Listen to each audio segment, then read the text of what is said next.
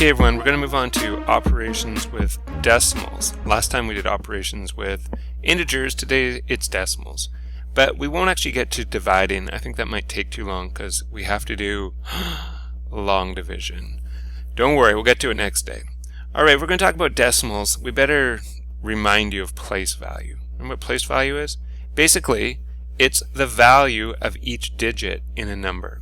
So I got this big number here, right? 1324.6789, and each of those digits, there's what, 8 digits here? 1, 2, 3, 4, 5, 6, 7, 8. There's 8 digits, and each one has a different place value. What's the place value of the 1? Well, the 1 is in the thousands spot. The 3 is in the hundred spot. The 2, tens. And the 4, good old ones. Okay, now we get to the decimal part. The 6 is in the tenths part, right? There's no oneths, doesn't make sense. This is 6/10. Think of it like a fraction even. 6/10 of a whole. 7 is in the hundredth spot. 8 is in the thousandth spot. And finally the 9 is in the 10,000th spot. And of course those aren't the only place values, but there's a bunch of them to remind you what it all is about. Alright, so let's move on and get right into it. We're going to learn how to add decimals. It's not too bad. All you have to remember for adding decimals is to line up the decimals in the question and then also have them lined up in the answer.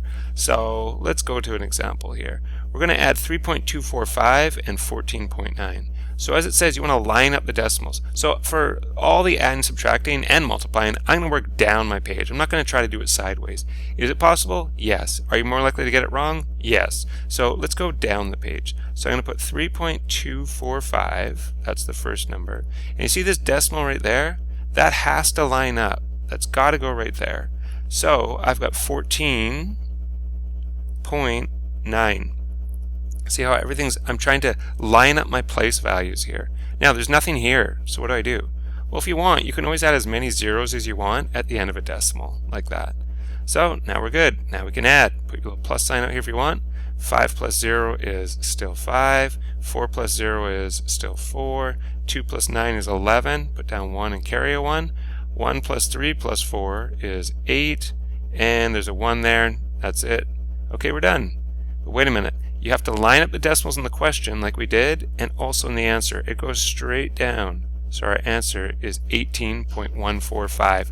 I mean, if you forget, just look at it. You have 3 point something and 14 point something. If you add the 3 and the 14, you're up to 17. Your answer must either start with 17 or 18 or something. There's no way it would be 181 or 1.81. It just makes sense. So, take a second and look at it if you have to. Okay, the next one, I write down the first number, 21.0054. The second number, I want the decimal to line up. So I have a 0 in front of it, which lines up with the 1, and then I have a 0346. 0346. Oh, it lines up nicely this time. There's no extra spaces, except at the start here, but let's not worry about that. So plus 4 plus 6 is 10. Put down 0, carry the 1. 1 plus 5 plus 4 is 10. Carry the 1. 1 plus 0 plus 3 is 4. 0 plus 0 is still 0. 1 plus 0 is 1. And then we also have this 2. Okay, so where do we put the decimal? Straight down. Has to line up. So there's our answer. Now, you wouldn't probably put your answer as 21.0400. You don't need those zeros at the end, right? So why don't we make our answer 21.04. This is a great answer. I'll circle this one too. Okay, last addition question. Write down the first one, 0.032. Decimal has to line up. So you have a 5 in front of it. You have a 9 after it. Oh, I've got 2 spaces here. Why don't I put some zeros in there? And away we go. This is a fast one. 3, 3. 0 plus 9 is 9. 0 plus 5 is 5. Decimal goes straight down. I don't know why I had that one. That was pretty easy. Okay, let's go on to subtracting decimals. You know what the rules are for subtracting decimals? Exactly the same as for adding decimals. Line up the decimals in the question and the answer. Okay, So again, I'm not going to try to do these sideways. I'm going to line them up vertically. So I have 29.83.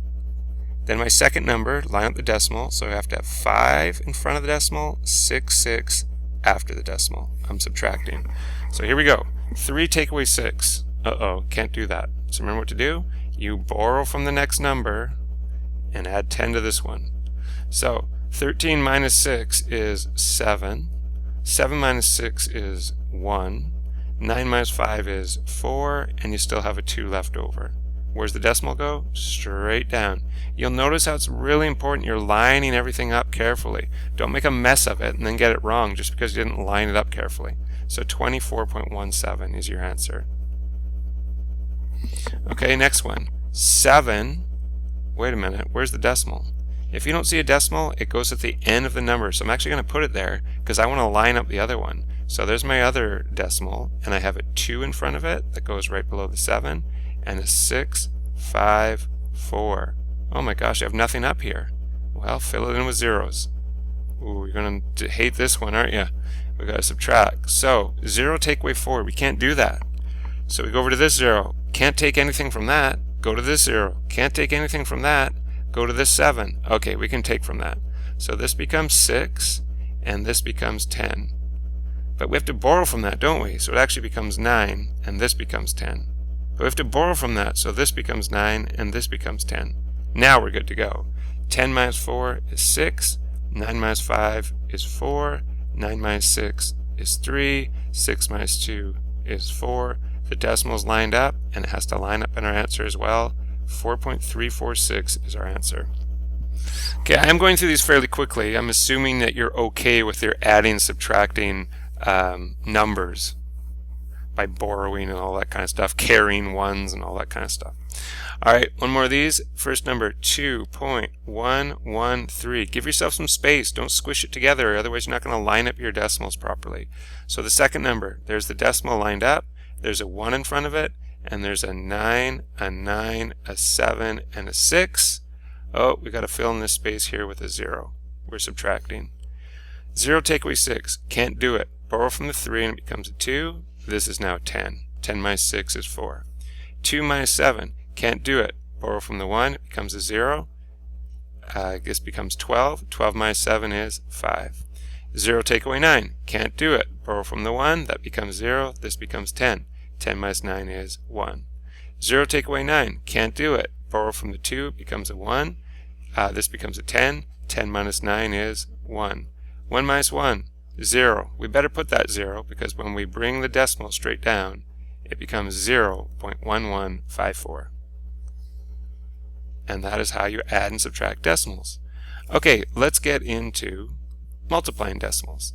With multiplying decimals, there's basically 2 steps. First step, just ignore the decimals and just multiply by hand like you normally would. And in the second step, the number of decimal numbers in the answer, should really say the decimal digits, I suppose, in the answer should equal the total number of decimal digits or numbers in the question.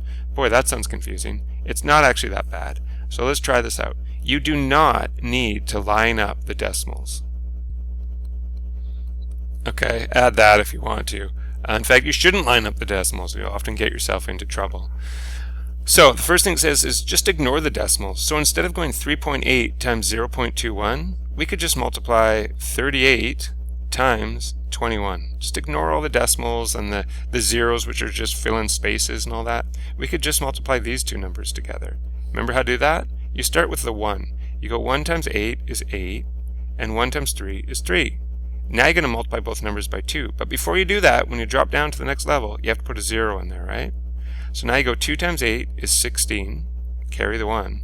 2 times 3 is 6, plus that 1 is 7. Remember what you do now? You add. So 8 plus 0 is 8. 3 plus 6 is 9. And then you have the 7 right here. Okay, now we got to figure out where to put the decimal. How do we do that? It says we need to take a look at the total number of decimal numbers in the question. So that sounds kind of weird, but I'll show you what I mean. This 8 right here, that's one number after the decimal. This 2 is a second number after the decimal, and this 1 here is a third number. So there's 1, 2, 3 numbers after the decimal. Well, since there's 3 numbers after the decimal total in the question, we need to have the same number, 3 numbers after the decimal, in our answer. Well, the only way we're getting 3 numbers after the decimal, not if we put the decimal here, that has none after the decimal, not in front of, after. That would be none after the decimal. This would be 1 after the decimal. This would be 2 after the decimal. So the only way it works is if we put it here when we now have 1, 2, 3 numbers after the decimal. Want to make it look a little nicer? Slap a 0 out front here, and 0.798 is your answer. Okay, oh my gosh, negative decimals. You know what? I didn't put any negatives when we're doing the adding subtracting because that's legitimately hard. We will do it. We'll do it later. Don't panic yet. But we can deal with this, right? All we have here is a positive number that's multiplied by a negative number. What kind of answer do you get when you do multiply a positive times a negative? Whether they're decimals, fractions, whole numbers, if you do positive times a negative, you always get a negative answer. So let's try to remember our answer is going to be negative. Okay? Now we can ignore the negative sign, and we can also ignore the decimals to start. So what we're going to multiply is 1, 4, 2, 3, and we're going to multiply that by 3, 3. Don't need to worry about the decimals, don't need to worry about the negatives, and away we go. 3 times 3 is 9, 3 times 2 is 6, 3 times 4 is 12, carry the 1, 3 times 1 is 3, plus 1 is 4. Now we're going to multiply by this 3, but first we put down a 0. Well, obviously you're going to get the same numbers. 3 times 3 is 9, 3 times 2 is 6, 3 times 4 is 12, and carry the 1, 3 times 1 is 3, and we add the 4. Okay, so we can add those together. We get 9. 6 plus 9 is 15. 1 plus 2 plus 6 is 9. 4 plus 2 is 6. And we still have this 4. Okay, so where do we put the decimal? How many numbers do we have after the decimal points in the question? We have 1, 2, 3, 4. 4 numbers after the decimals in the question. So we need to have 4 numbers after the decimal in our answer. Where does that mean we should put the decimal? Right here. If I put it right there, I have 1, 2, 3, 4 numbers after the decimal, just like I had in the question. Don't forget, one last thing. We already said this was going to be a negative answer, so slap a negative on that thing and circle it. You just found the answer. Okay, last one. A negative times a negative. Well, negative times a negative equals a positive. So it doesn't matter if we forget because you don't even need to put the positive. We're good. Don't even worry about the negatives. We're done with those. Don't have to worry about the decimals either. So I'm going to have 2001, and I'm going to multiply that by, you can ignore the negative, the 0.0. All you have to worry about is the 161. Okay, let's multiply. So 1 times 1 is 1, 1 times 0 is 0, 1 times 0 is 0, and 1 times 2 is 2. Okay, now I'm going to multiply everything by 6, but don't forget to put down a 0. So 6 times 1 is 6, 6 times 0 is 0, 6 times 0 is 0, and 6 times 2 is 12. Okay, now I have to multiply by the third number here. But remember, when you drop down this time, you don't put 1 0, you put 2 zeros. Notice how everything's lining up. If you get sloppy, this becomes really hard. If you just stay organized, it's not that bad. So here we go, multiplying by the 1 here. 1 times 1 is 1, 1 times 0 is 0, 1 times the other 0 is 0, and 1 times 2 is 2.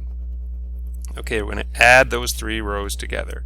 1, 6, 1, 2. Nice adding here. I love it. Everything's by 0 plus 0.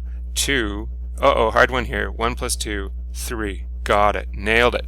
So our answer is positive. We don't have to worry about that, but we do have to worry about decimals. How many decimal spots do we have here? Whoa, lots. We got 1, 2, 3, 4, 5, 6, 7 spots. We got to go over 7 spots. How are we going to do that? Let's see. If I put the decimal here, I have 1, 2, 3, 4, 5. That was only 6. I got to get 7. How am I going to do that? Well, I better put what number here? A 0. You can put as many zeros in front as required to get the appropriate number of decimal places. So it should be 0.0322161. Now we have 7 numbers after the decimal point. Again, you might want to put a 0 in here. Circle it. We said it was positive, so you don't have to put a positive sign, and you are done. We have now multiplied decimals. What's missing? Dividing decimals. Way down here at the bottom of the page, dividing decimals, and all I'll say about that is next day, my friends. Next day, next video, we will learn how to divide decimals by hand. A little bit of long division coming your way. Okay, take care. Make sure you ask if you have questions. Don't just sit there frustrated that you can't do anything. Ask your teacher being this guy. Bye.